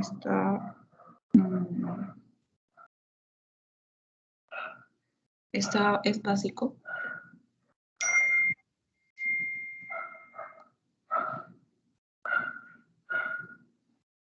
El pH tienes que ver del valor del 7.4, ¿no? Si está para abajo o Para está para abajo. arriba. Ya, perfecto. Estamos 1, 2, 3, 4. 4. El pH está hacia abajo la flechita. Y el PCO2, su valor normal es 40. Para arriba, doctor. Para arriba. Entonces están opuestos. O sea, con esto nomás yo digo, entonces es un problema respiratorio. El trastorno primario es un problema respiratorio y está descompensado porque el pH está fuera de rango. Entonces, ¿sería una acidosis respiratoria o alcalosis respiratoria el trastorno primario? Creo que suena acidosis, doctor. Acidosis respiratoria, muy bien. Si ya calculé inicialmente el respiratorio, entonces ahora busco el problema metabólico, ¿no? Que es el bicarbonato. Tengo que calcular cuál es el bicarbonato para este estado, el bicarbonato esperado. Y la fórmula es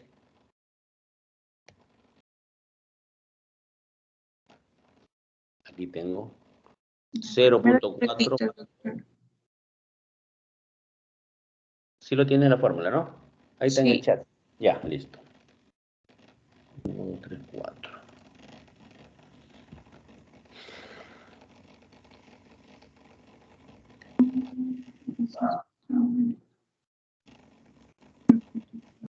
Por 0.4 por 8. 4 por 8, 32. 840. Está abajo. 40.4 más o menos. Y ya, y el paciente está en 33, está abajo, ¿no? Entonces, ¿de qué estamos hablando? ¿De trastorno secundario?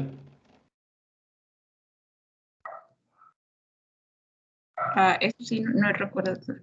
El bicarbonato, cuando está por encima, o sea, más arriba de lo normal o en este caso, lo que debería ser normal para este estado, está por encima, alcalosis.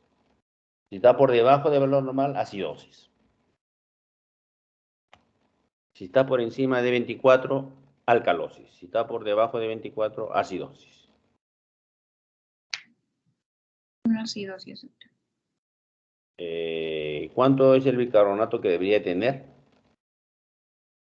40.4. Ahí está por debajo, ¿no? Entonces es una acidosis. Sí. ¿Sí? Ya, entonces, ¿cómo dirías el término? El trastorno primario es una... Una acidosis metabólica. Oh, es opuesto. El pH está para abajo y el pH2 está para arriba. Una acidosis respiratoria, perdón, doctor. Ya, acidosis respiratoria, trastorno primario, posición respiratoria descompensada, más trastorno secundario. Una acidosis metabólica. Perfecto. Muy bien, Ingrid. ¿Ya ves que está fácil? Solamente repasar. A ver, uno más. No sé si será más difícil. A ver, tocaría a Javier Eduardo. Javier, ¿sigue celebrando?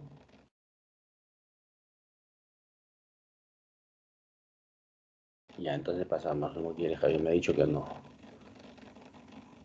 Nelia Denise. Sí, doctor.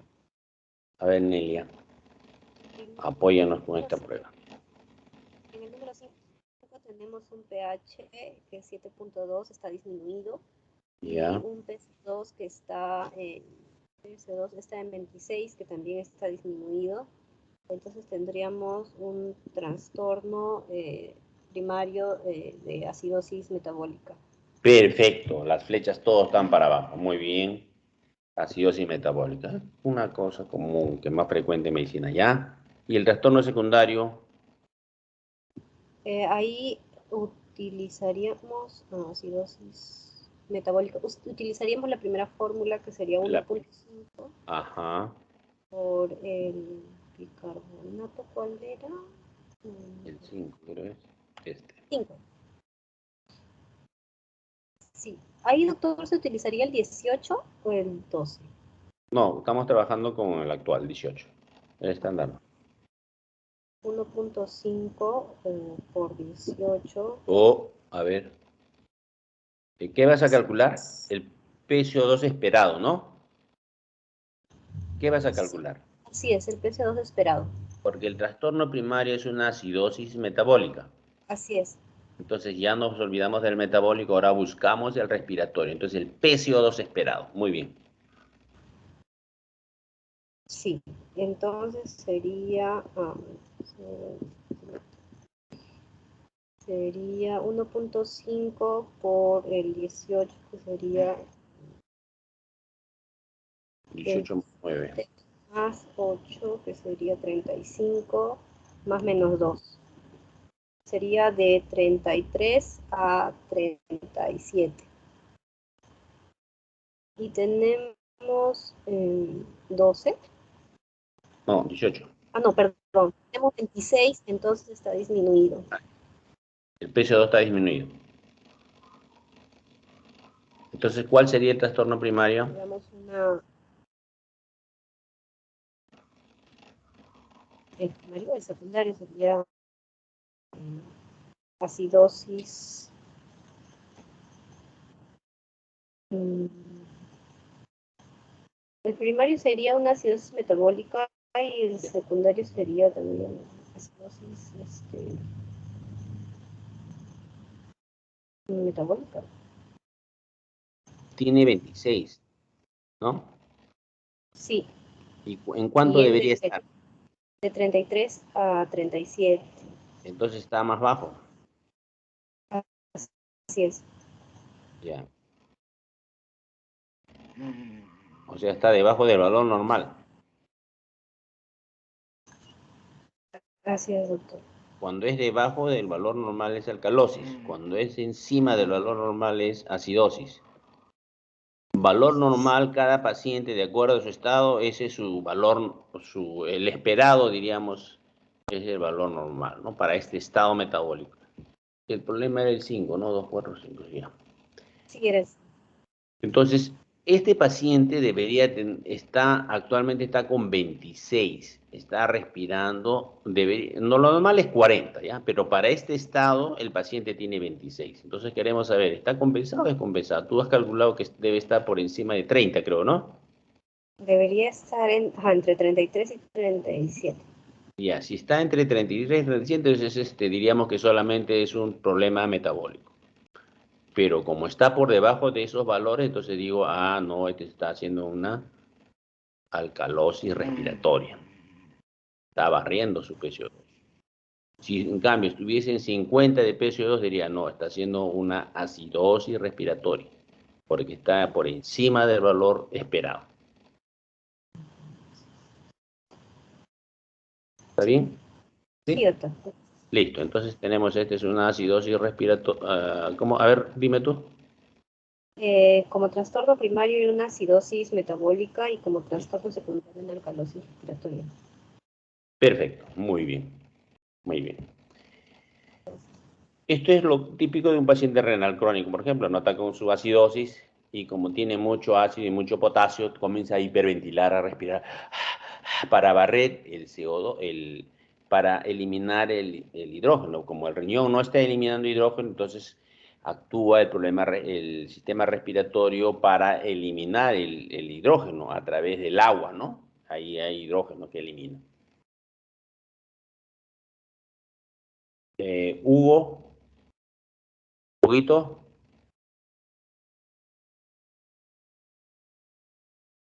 Sí, doctor, buenas noches. Hola, Huguito. ¿Puedes resolver este problema? Claro, Ya listo. el pH está aumentado, el PCO2 está disminuido. Con esos dos datos nomás podemos decir que estamos ante una alcalosis respiratoria. Muy bien, Hugo. Perfecto. Está bien tu análisis, me gusta. Y usando la fórmula de alcalosis respiratoria, sería 0,4 por la presión de CO2, que sería 26.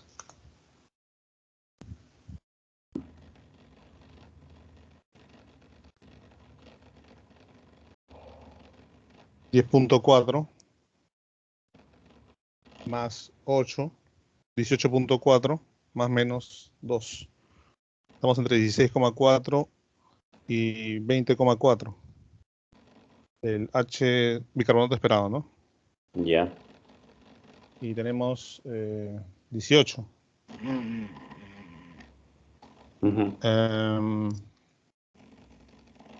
Entonces no tenemos como trastorno secundario no tenemos ni acidosis ni alcalosis porque está compensado. Está dentro del rango. Sí. O sea, hay trastorno primario nomás. Exacto. Solo hay alcalosis respiratoria.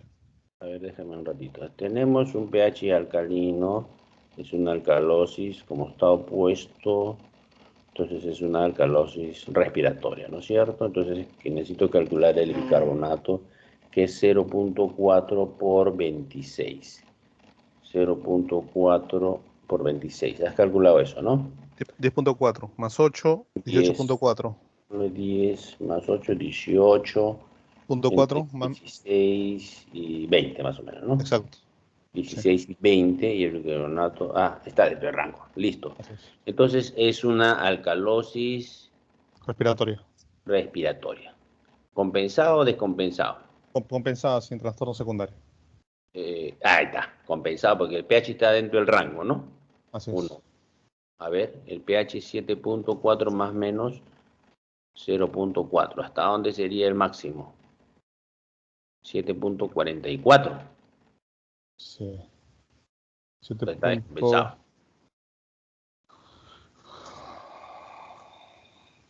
¿No? Claro, ligeramente, ¿no? Ligeramente, Ya. ¿no? Solamente te digo, Huguito, porque a veces en los exámenes, ahí sí, ligeramente, pero el objetivo es ahí, en las alternativas van a estar ahí, ¿no? Estaremos Entonces, ante una acidosis, ¿no? claro, no es como cuando estás con el paciente, ya tú más o menos, ya ligero, ya está bien, pero para los exámenes sí, ahí sí, tiene que ser objetivo.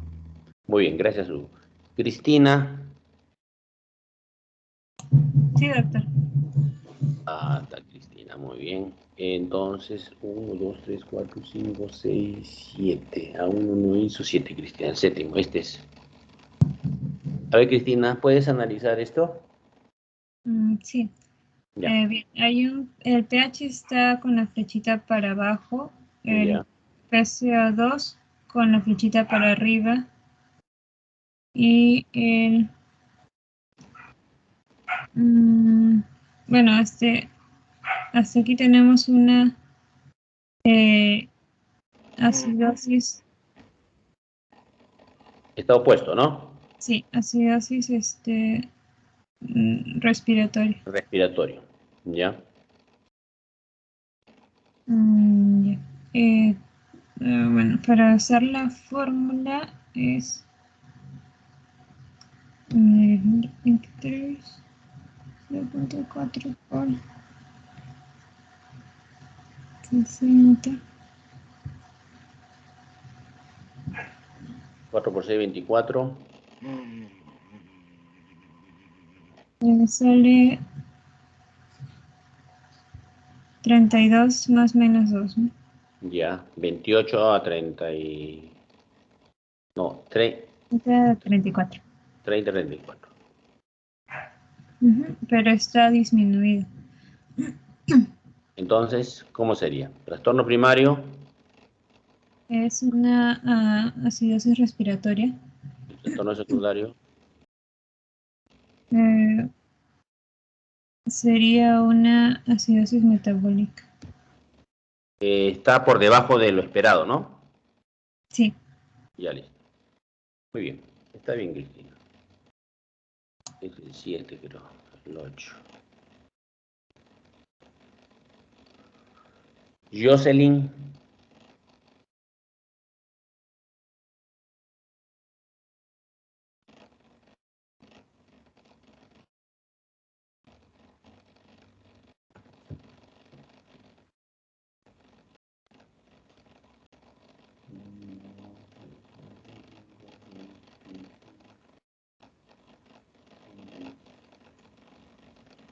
A ver.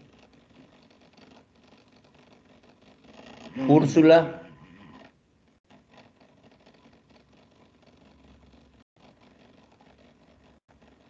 ¿Cómo está?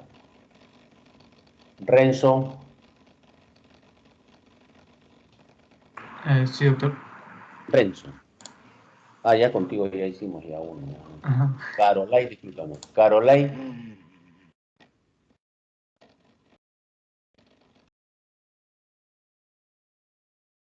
Carolai. Doctor, ¿se me escucha?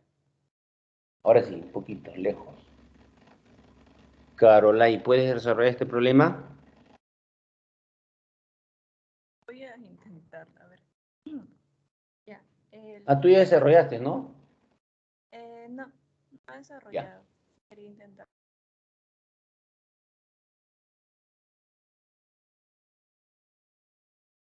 No le he desarrollado, doctor. No he participado. Ah, ya. A ver, Caroline. Ok. El pH estaría aumentado. Ya. Y el CO2 es de 40-26, estaría disminuido.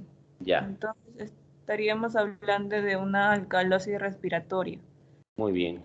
descompensada porque no está dentro del rango. Ya. Y entonces, si hablamos de una alcalosis respiratoria, tenemos que la última fórmula, ¿no? Que era 0,4 por la presión. 0,4 por el CO2, que sería 26 y más 8, ¿no? Sería 18.4, pero más menos 2 sería de 20.4 a 16.4 el bicarbonato esperado. Ya. Y entonces encontramos 21, estaría aumentado. Ya. Entonces, aumentado el valor normal, entonces estamos hablando de una alcalosis. Perfecto. Muy bien. Entonces, tu diagnóstico gasométrico es... El primer trastorno sería alcalosis respiratoria descompensada. Ya. Y hay también un trastorno secundario, que sería también una... ¿cuánto era? Alcalosis metabólica. Ya. Pues está más alto de su valor esperado, ¿no? Sí, Ya, ok. máximo era hasta 20.4. Ok, así son todos los problemas que se los voy a pasar a través de su delegada para que lo desarrollen y tengan la práctica. Ya es 10 minutos, faltan 10 minutitos. Quiero hacer este temita de Anion Gap, que también vienen en los exámenes y ustedes tienen que saber. El Anion Gap es un tema que se utiliza para calcular solamente en pacientes que tienen acidosis metabólica. Si no tienen acidosis metabólica, no se habla de Anion Gap. ¿Ya? La primera premisa.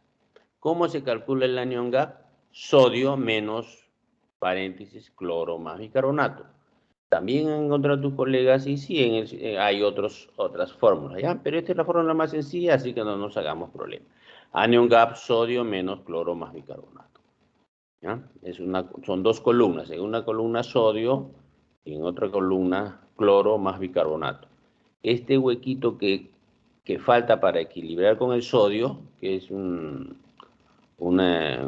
balance, digamos, entre los dos, se llama anion gap.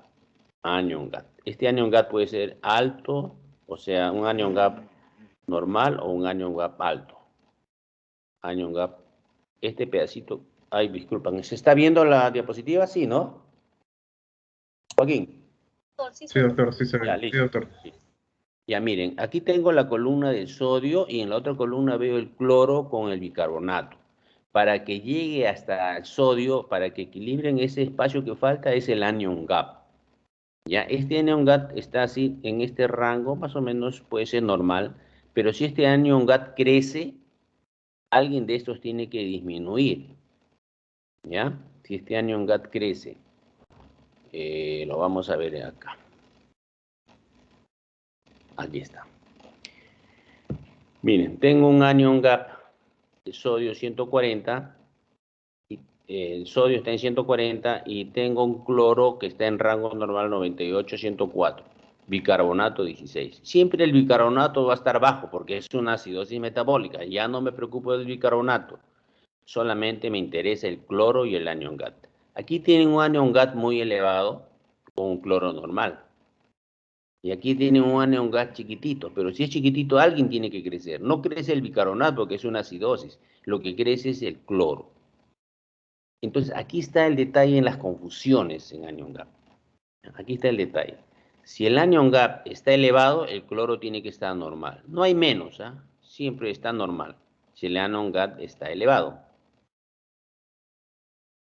Pero si el anion gap está chiquitito, el que crece es el cloro. Obviamente, el bicarbonato no va a crecer. Acuérdense de eso. Joaquín, ¿me entiendes lo que estoy diciendo? Sí, doctor. Lo que cambia es el cloro, ¿no? Solo el cloro. Ahí está. Cambia el cloro y el anion gap. Si baja el anion gap, el cloro tiene que subir. Ahí está la interpretación. Entonces ahora les doy otro tip más. Cuando se ve que el cloro sube, el cloro se ve que sube cuando hay problemas de diarrea digestivos y cuando hay problemas renales también. ¿Ya? Ahí se ve que sube el cloro. Anion gap normal. O sea, esta tabla, del lado derecho, es típico de una diarrea. ¿Ya? Y cuando sube el anion gap, cuando el anion gap sube, es porque están entrando sustancias extrañas. ¿Ya? Sustancias extrañas están entrando. Invasión extraterrestre. ¿Cuáles pueden ser sustancias extrañas? Por ejemplo, ahora que han celebrado ustedes el partido. Alcohol. Para los misios, alcohol, metanol. Para los que tienen billete, su etanol. Whisky, cerveza cusqueña negra heladita. Muy bien. Esos son los externos. Intoxicaciones, también medicamentos, por ejemplo, ácido acetilsalicílico, ¿no? Intoxicaciones por paracetamol. Y también interno también puede haber, por ejemplo, interno en cetoacidosis diabética.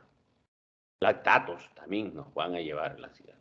Entonces, cuando ustedes tengan algo extraño que estén ingresando, le digan, paciente con acidosis metabólica, tiene un anion gap, ¿cómo está diciendo? Acidosis metabólica y ya saben que es una acidosis metabólica de cajón, porque si no, no hablarían de anion gap. Entonces, la acidosis metabólica además no es un dato importante. El dato importante es que está con diabetes mellitus descompensada. Si el paciente dice, tiene una diabetes mellitus descompensada, entonces, ¿qué? Entonces debe ser un paciente que tiene un anion gap elevado. Entonces, cloro normal, ¿cómo se llama? Cuando el cloro está normal, normoclorémico. Cuando el cloro está alto, hiperclorémico. Eso es lo que va a confundir. Le van a poner hipercloremia. Entonces, cuando hay hipercloremia, así que el anion gap está normal. Pues. Si el cloro está normal, normoclórico, entonces el anion gap está elevado. Esas son las dos preguntas o los dos que les van a confundir. Pero acuérdense, cuando el anion gap está elevado es porque algo extraño está entrando. Acuérdense del partido ahora, para que no se acuerden que el anion elevado, intoxicación por metanol, etanol y otras sustancias que pueden ingresar externamente o internamente.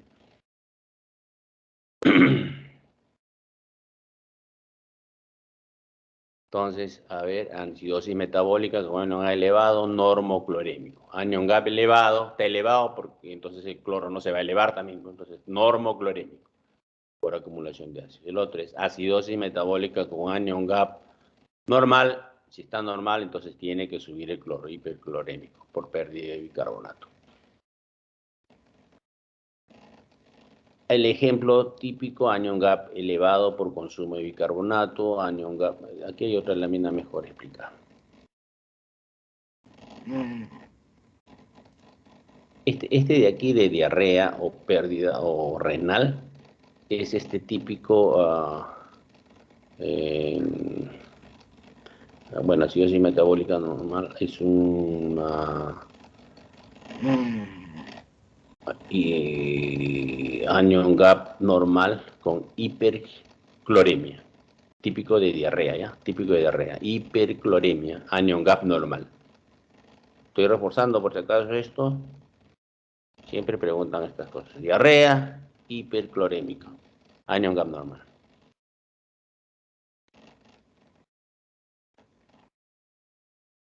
Esta es la respuesta o la explicación, ¿ya?